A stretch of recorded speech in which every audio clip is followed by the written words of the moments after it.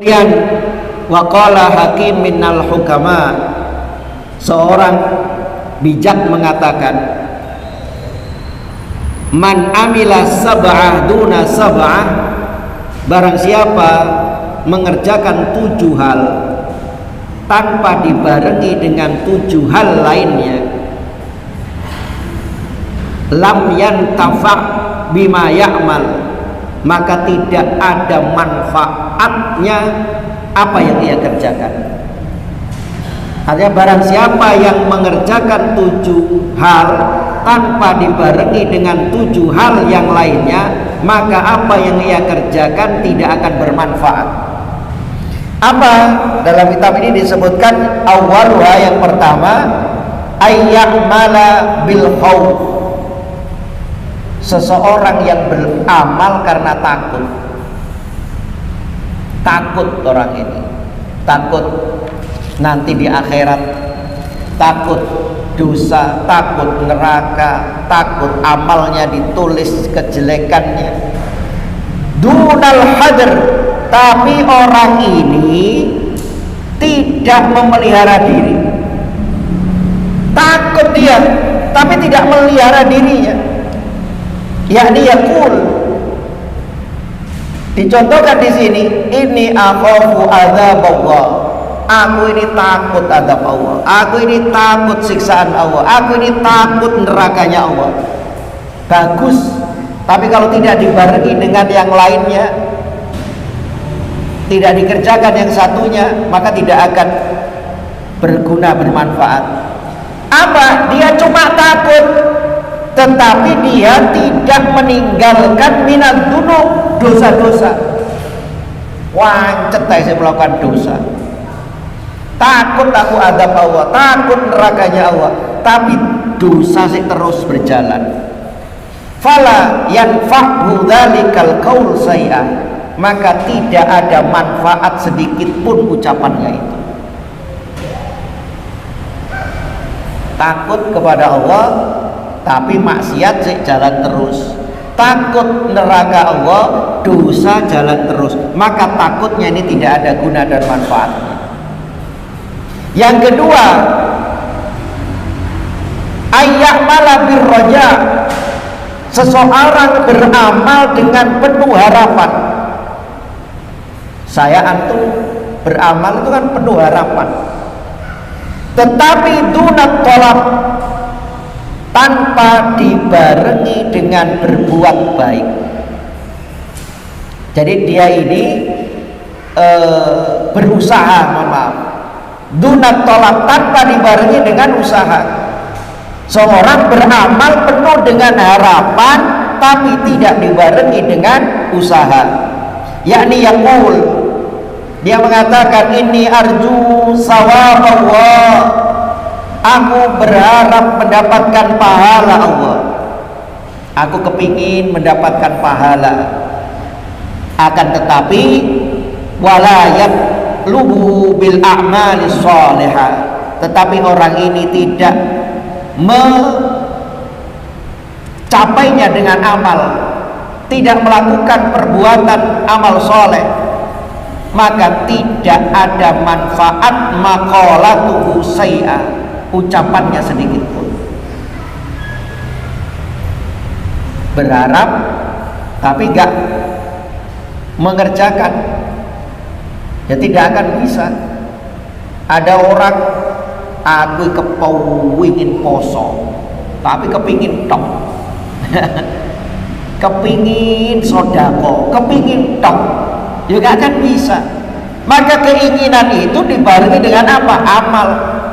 Yang ketiga, yang berkaitan dengan ikhlas ini, ayya'mala bin niyah dunal qasd, orang ini punya niat dia, masya Allah, tetapi dunal qasd, tanpa realisasi, niat tok hadirin. Jadi dia tadi yang kedua punya harapan tapi tidak dibarengi dengan amal. Yang ketiga ini, dia ini punya niat dunal qasdi, tanpa realisasi. yakni yanwi biqalbihi ayyamalat ta'a, dia berniat dalam hatinya untuk melakukan ketaatan wal khairat, melakukan kebaikan-kebaikan. Wala yaqsudu binafsih, tetapi orang ini tidak merealisasikannya dengan tindakan. Tuh, niat itu kan oleh pahala. Niat baik oleh pahala. Aku nanti malam ya Allah sholat tahajud, wis niat. Dibangunkan Pak, saya yakin dibangunkan. Tapi dibangunkan ini artinya itu terbangun kita, ngelilir. Lah, kemudian orang ini bangun, ambil air wudhu, sholat, atau cuma ngelilir, setelah itu tidur lagi. Maka kalau orang ini cuma niat, tidak direalisasikan, percuma niatnya itu. Tidak ada manfaatnya niat sayi'at, niatnya sedikit pun. Warabi, yang keempat, ad-du'a ayya'mala bid-du'a, orang ini berdoa dunal juhud, tanpa dibarengi dengan al-juhdu, kesungguhan. Doa tanpa dibarengi dengan kesungguhan, yakni yad'ullah ta'ala ayyuwaffiqahu lil khair, dia berdoa kepada Allah agar diberi kekuatan untuk mengerjakan perbuatan-perbuatan kebaikan. Ya Allah, tunjukkan aku untuk melakukan ketaatan-ketaatan, beri aku kemudahan untuk ibadah. Wala yajtahid, tapi orang ini tidak bersungguh-sungguh untuk mengerjakannya. Percuma dia berdoa. Maka kalau dalam kitabnya Imam Ghazali itu Ihya Ulumuddin, yang memang banyak di situ ada hadis-hadis yang dhaif. Kalau orang ini berdoa tanpa dibarengi dengan kesungguhan, itu adalah seperti mempermainkan Allah. Artinya doa itu dia ucapkan, kesungguhan apa? Ya dikerjakan lagi. Kadang ada orang dicontohkan dalam kitab Ihya Ulumuddin itu begini. Ada orang yang lapar. Kalau orang lapar, doanya kepingin apa? Kenyang. Maka dia berdoa, ya Allah kenyangkan aku, ya Allah kenyangkan aku. Sebenarnya Allah sudah ijabah doanya itu. Dia diberi kekenyangan, diberi kenyang sebenarnya. Tapi kenyangnya itu Allah kasih rizki berupa apa? Makanan di depannya. Tapi dia tidak mau mengambil makanan itu, dia tidak mau mengunyahnya, dia kepingin ya Allah kenyangkan aku. Artinya apa? Makanan itu bisa masuk langsung dia kenyang, gak perlu makan. Ya itu gak bisa. Dingin, ya Allah beri aku hangat, ya Allah, ya Allah beri aku hangat. Allah kasih selimut, tapi gak dikerjakan, gak diambil selimutnya itu, tetap saja dia berdoa, ya Allah beri aku hangat. Ya gak mungkin, loh ini maksudnya. Maka orang itu perlu sungguh-sungguh untuk mengerjakannya. Yang keempat, yang kelima, ayyamala bil istighfar, orang ini mohon ampun, istighfar, mohon ampunan kepada Allah, tetapi tidak dibarengi dunan nadam, tidak dibarengi dengan penyesalan. Istighfarnya maka tidak ada guna dan manfaatnya. Orang istighfar itu seyuknya gitu, astaghfirullahaladzim atau astaghfirullah wa atubu ilaih, aku mohon ampun kepadamu ya Allah dan aku bertaubat. Kalau bisa mungkin tengah malam, gak ada orang yang lihat, saya ketika jenengan membaca istighfar astaghfirullahaladzim alladzi la ilaha illa huwal hayyul qayyum wa atubu ilaih, atau astaghfirullah wa atubu ilaih. Ketika kita baca istighfar itu, kita ini ada penyesalan, ingat kesalahan-kesalahan kita, ingat dosa-dosa kita, sehingga kemudian meleleh air mata kita. Astagfirullah, ya Allah banyak sekali dosa mata, ya Allah, dosa mulut, dosa pendengaran, dosa hati, dosa kaki, dosa anggota tubuh ini ya Allah. Tapi kalau orang ini istighfar dunan nadam, tanpa ada penyesalan, nggak akan berguna. Disebutkan astagfirullah wala yandam ala ma kana minhu minad dzunub. Dia membaca istighfar tapi tidak menyesali dosa-dosanya, maka istighfarnya itu tidak ada gunanya, yakni bi ghairin nadamah, kalau dia tanpa penyesalannya itu tadi. Kemudian yang keenam disebutkan di sini ayyamala bil alaniyah. Orang ini mengerjakan hal-hal yang kelihatan, yang nampak, ya, dengan baik, namun dunas sarira, namun dalam hal-hal yang tidak diketahui orang, ya. Kalau artinya apa? Orang ini kalau di depan umum, Pak, kelihatan orang, dia ini ayyamal bil alaniyah, dia mau melakukan kalau kelihatan, dunas sarira, tapi kalau nggak ada orang dia nggak melakukan, yakni yaslihu umurahu fil alaniyah, dia memperbagus perkaranya, dia memperbagus ibadahnya, dia memperbagus amalannya ketika fil alaniyah, banyak orang. Makanya kalau saya jenengan sholat contoh, kalau banyak orang kita tumak nina, kita ruku, sujud, anteng, tumak nina, biasa Pak, karena banyak orang. Wala yuslihuha fis sirri, tetapi tidak dia memperbagus ketika dia sholat sendiri. Ada orang baca Quran, ketika dia baca Quran, rumahnya dekat jalan, banyak orang lalu lalang. Dalam satu riwayat, tengah malam habis sholat malam, kemudian sambil nunggu subuh dia baca Quran, kemudian dia tertidur sendiri. Dalam tidurnya dia melihat ketika baca Quran, malaikat mencatat, dicatat setiap huruf itu. Tapi kemudian setelah itu malaikat ini tidak mencatat, berhenti mencatatnya, dan kemudian menghapus semua amalnya. Akhirnya kemudian dia tanya, kenapa? Malaikat tadi mengatakan, tadi kamu baca Quran itu karena Allah, gak ada orang, tadi kamu baca biasa. Tapi ketika sudah agak siang, banyak orang lewat, banyak orang lalu lalang, yang tadinya kamu baca biasa, kemudian kamu perbaiki bacaan, kamu indah-indahkan bacaan, gak seperti tadi. Kenapa? Kamu biar dikatakan orang, oh hebat bacaannya, oh berarti baca Quran baik, gak boleh, oh perintah, tapi diperbagus ini niatnya.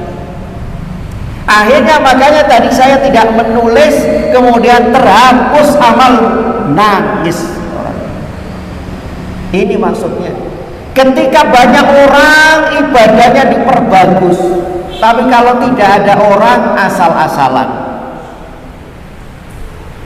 ya itu cerminan untuk diri kita. Saya pun juga kayak demikian dan diri. Nek sholat berjamaah biasa, tapi ketika sholat malam nggak ada yang lihat, mungkin kita dengan keluarga saja, istri atau mungkin sendiri, maka bagaimana ketika kita sholat waktu itu? Cepet atau tumak nina? Nggak ada yang lihat. Kemudian yang ketujuh, wasabi ayyamala bil qiddi dunal ikhlas, seseorang yang beramal dengan sungguh-sungguh tanpa ikhlas, yakni yajtahidu fit ta'ah wa la takunu a'malahu khalisatan liwajhillahi ta'ala. Ia sungguh-sungguh dalam mengerjakan ibadah, Masya Allah, sholatnya, puasanya, hajinya, umrohnya, namun dalam hal ini ia tidak ikhlas karena Allah Ta'ala. Gak ikhlas, karenanya amalnya tidak ikhlas, itu tidak ada manfaat apa-apa darinya. Bahkan hal itu merupakan penipuan bagi dirinya. Nipu. Oh, sudah kita ini ikrarkan setiap hari, maka kita luruskan niat nanti ini. Inna sholati wa nusuki wa mahyaya wa mamati.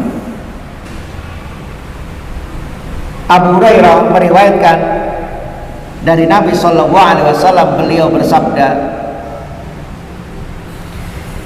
yakhruju fi akhir zaman, pada akhir zaman akan muncul orang-orang yang dalam menghimpun dunia. Saya bacakan artinya aja, seperti pemerah susu. Dalam naskah yang lain disebutkan mencari dunia dengan menjual agama. Dalam redaksi yang lain disebutkan mereka menghimpun dunia kemudian berpakaian seperti bulu domba. Mulut ucapan mereka lebih manis daripada gula, sementara hati mereka laksana serigala. Mohon maaf, ini di akhir zaman, ya. Jadi mulut mereka ini manis, alsinatuhum ahla minas sukar. Mulut mereka ini manis, lebih manis dari gula. Wa qulubuhum, tetapi hati mereka ini adalah qulubudz dzi'ab. Hati mereka lebih buas daripada serigala. Yaqulu wa, maka Allah akan berfirman kepada mereka, abi tahtaruna am alayya yahtariunal. Apakah, ya Allah berfirman, apakah kepadaku kamu sekalian berani menipu atau melawan? Maka dengan namaku aku bersumpah akan menimpakan fitnah kepada mereka. Kenapa hadirin? Mereka ini lisannya masya Allah, nek ngomong luar biasa, tapi hati mereka ini serigala, menipu Allah. Seolah-olah ikhlas, tapi niatannya.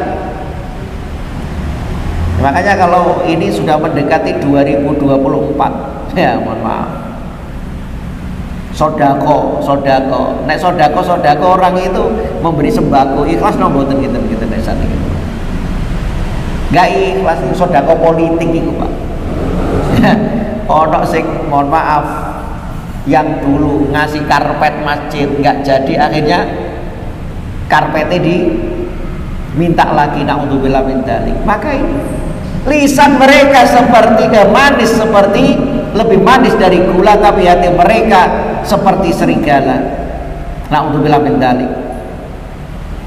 Maka dengan namaku aku bersumpah akan menimpakan fitnah kepada mereka, sehingga orang-orang bijaksana dan berakal yang berada di tengah-tengah mereka terheran-heran. Lah iya wong e kalau ucapane koyo ngono, ternyata hatinya dengan ucapannya beda.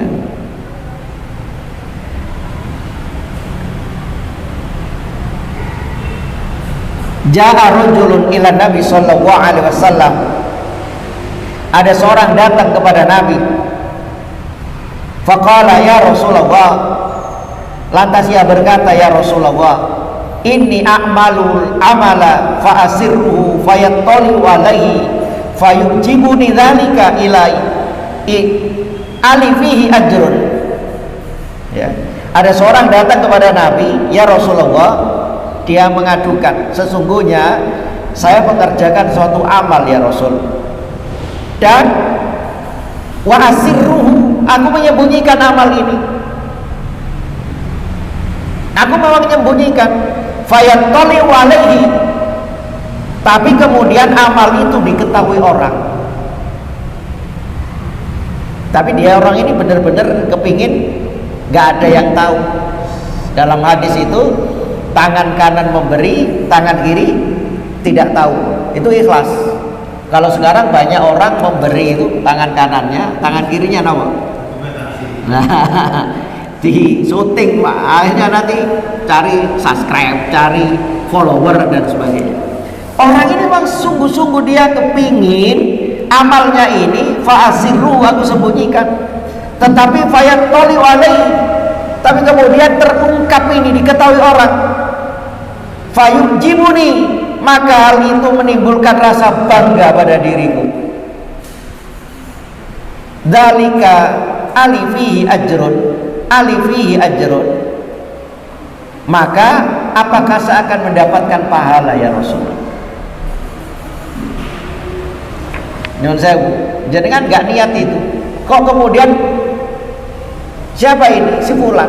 Akhirnya orang katakan Masya Allah, itu buat aku bangga. Apakah aku dapat pahala?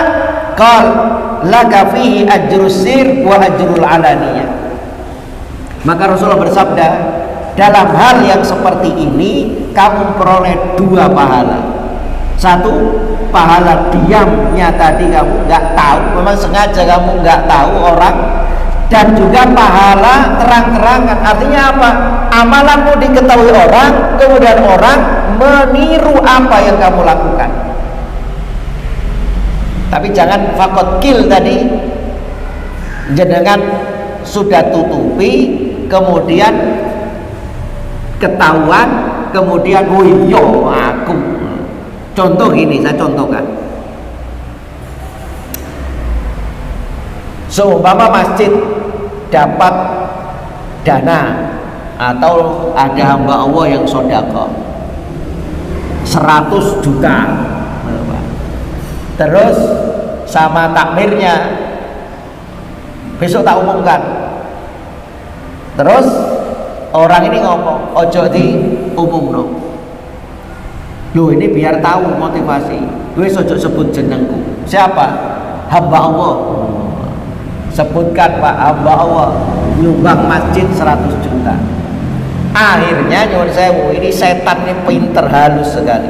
Diumumkan, akhirnya jamaah kasak kusuk. Sopo sing nyumbang 100 juta itu? Sopo? Nggak ngerti. Sopo takmir? Oh, nggak ngerti. Lah sing nyumbang ono tengah-tengah Pak, tergelitik hatinya. Akhirnya jawil tonggoi, jawil konconi. Sama nggak ngerti sopo yang 1 juta? Enggak sopo. Aku. Dia nggak mau diumumkan, tapi kemudian setan, mohon maaf, ini halus sekali. Maka ikhlas itu ketika satu, ikhlas itu kapan kita kerjakan? Ketika di awal ngerjakan dan juga selesai mengerjakan. Kadang di awal kita ini ikhlas sendiri, tapi setan kepingin mungkin di tengah perjalanan hati kita tidak ikhlas, atau sudah lama kita kerjakan kita ungkit lagi. Setan ini pinter sekali. Hadirin yang dirahmati Allah Subhanahu wa taala, maka betul-betul kita beramal itu hanya mengharap ridho Allah Subhanahu wa taala. Jangan mengharap yang lainnya. Dari Syakik bin Ibrahim Az-Zahid, beliau berkata,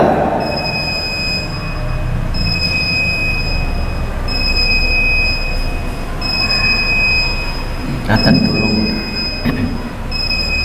Bu yang dirahmati Allah, wa qala ba'dul hukama, sebagian orang bijak mengatakan, yahtajul amal bi arba'atu asya, bahwa amal perbuatan itu memerlukan 4 hal sehingga amal saya jenengan itu diterima oleh Allah. Apa ini yang penting? 1,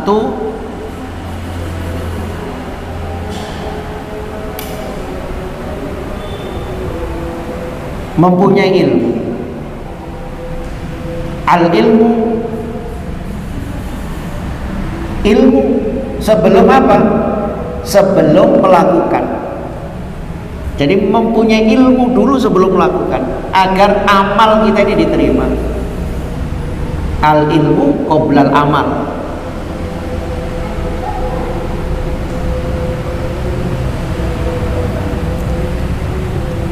Li'annal amal la yuslih illa bil ilm, karena amal itu tidak akan diterima kecuali dengan ilmu. Fa idza kana al amalu bi ghairi ilm, kalau amal itu tanpa didasari ilmu, maka kana ma yufsidu aksar mimma yuslih, maka banyak salahnya daripada benernya. Diilmui dulu. Yang kedua, amal itu, yang kedua, an-niyah, niat pada saat memulai pekerjaan. Kita memulai itu niatnya apa? Karena amal perbuatan itu tidak sah jika tanpa niat.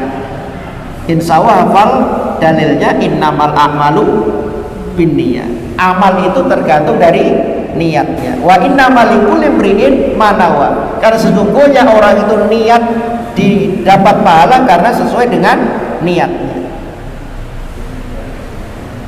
Niat pada saat memulai pekerjaan. Saya antum duduk di sini, niat tolabul ilm, niat sambil itikaf nunggu sekalian. Kadang ada orang, mohon maaf, kalau di Surabaya itu Masjid Al Falah ya, dekat apa jadi Godbin itu. Ya, itu kalau sebelum duhur banyak orang tidur-tiduran, Pak. Niatnya apa? Turu-turu, adzan buyar nggo nanti, Pak. Di Madiun ada perhutani itu, Pak. Saya ngisi subuh itu. Sebelum subuh, sebelum duhur biasanya banyak orang. Sales-sales itu, Pak. Dia datang ke masjid niatannya apa? Tidur istirahat. Lah bukti nih, harusnya kan dia niat sambil nunggu duhur, masya Allah. Yang ketiga, amal itu biar diterima, biar selamat, dibutuhkan apa? As-sabru, butuh sabar, fi wasati, dalam pertengahannya. Yang pertama niat yang benar, yang pertengahannya ini as-sabru fi wasati, sabar dalam pertengahannya, yakni yasbiru fihi hatta yuaddi ala sukun wattu ma'nina, dia sabar melakukan itu sampai selesai. Dan yang keempat adalah al-ikhlas inda firaghi, ikhlas ketika selesai mengerjakan amal perbuatan. Karena amal itu yang tidak ikhlas tidak akan diterima. Selesai sudah, bukan cari pujian, bukan kemudian cari aplaus tepuk tangan, enggak. Ikhlas selesai sudah. Yang dicari wajah Allah bukan wajah manusia. Ya. Maka kembali, amal itu memerlukan 4 hal: ilmu. Yang kedua adalah niat pada saat memulai pekerjaan. Yang ketiga sabar dalam pertengahan sampai dia mendapatkan. Yang terakhir keempat ikhlas, ya, sampai selesai mengerjakan perbuatan. Allahu a'lam. Itu mungkin tambahan sedikit, monggo kalau ada yang tanya. Alhamdulillah, baik. Masih ada berapa menit lagi? Jangan ada tanya sama.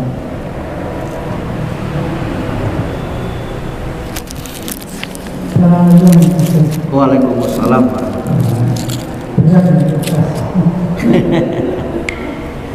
Rasa benda. Tapi gini Pak, kalau orang beramal, ada di angka berapa? 200 atau 100 berapa? Itu ada yang terang-terangan, ada yang sembunyi-sembunyi. Ya, dua-duanya itu dapat pahala. Terima kasih. Assalamualaikum warahmatullahi wabarakatuh. Cuma ayatnya lupa. Artinya 100 berapa? 200 berapa? Iya. Iya, barakallahu fiik. Yang orang ini amal sedekah, apakah dia terang-terangan atau sembunyi-sembunyi, memang ada, boleh. Tapi ketika dia terang-terangan itu nggak mencari pujian, maka berat itu tadi. Yang tahu, yang bisa menilai orang ini ikhlas tidak, bukan kita. Dia ngomong ikhlas, ya sudah ikhlas. Jangan kemudian setelah itu sahabat gak ikhlas. Ikhlas itu urusan orang tersebut. Orang ini mau sedekah secara sembunyi-sembunyi itu baik, diumumkan boleh, tapi itu tadi jangan faqat kill, dia mengiyakan, oh iya aku. Nah itu yang bahaya. Apa kita tidak boleh sedekah di terang-terangan, seumpama kepungin di apa namanya diliput dan sebagainya? Tergantung niatannya. Kadang ada orang, saya contohkan tadi gampang, sedekah karena apa? Niat 2024 ojo lali sampai aku. Berarti niatannya sudah keliru. Atau la tubtilu shadaqatikum bil manni wal adha, itu mungkin saat ini ikhlas, tapi suatu saat sampean gak eling ya biar nek tak tolong dadi opo sampean. Nah ini. Makanya senantiasa kita ini meluruskan niat agar betul-betul ikhlas. Sing ngomong ya orang tentu Pak. Ya ampun ini apa alam. Nanti dok. Nggih. Nggih monggo. Waalaikumsalam. Kamu ulang lagi yang tadi yang tujuan tanpa tidak tujuan tidak atau tidak ada. Oh nggih.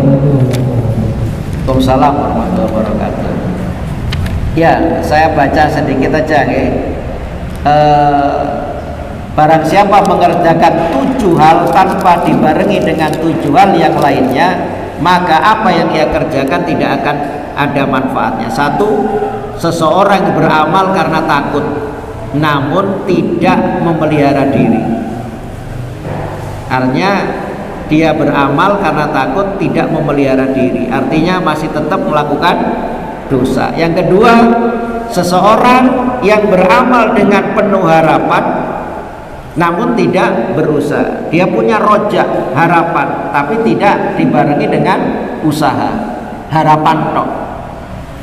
Yang ketiga, dia niat saja tanpa realisasi, duit niat tok.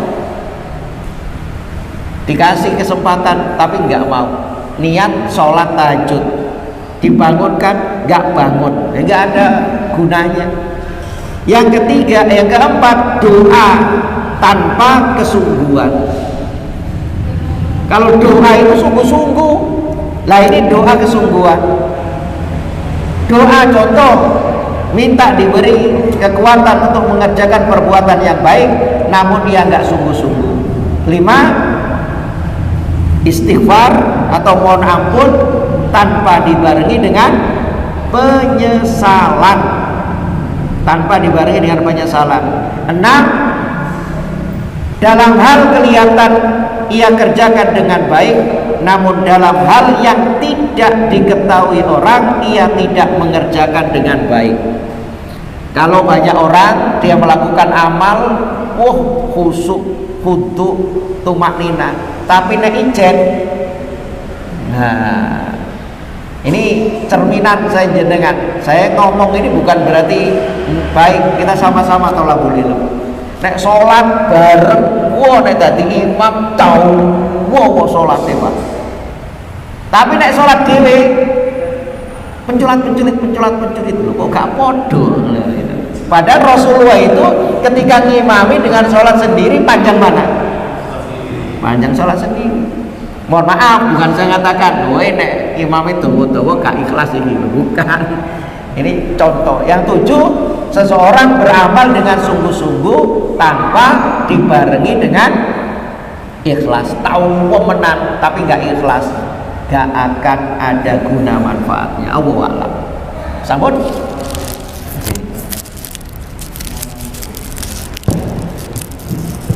Baik, mungkin ada yang pertanyaan.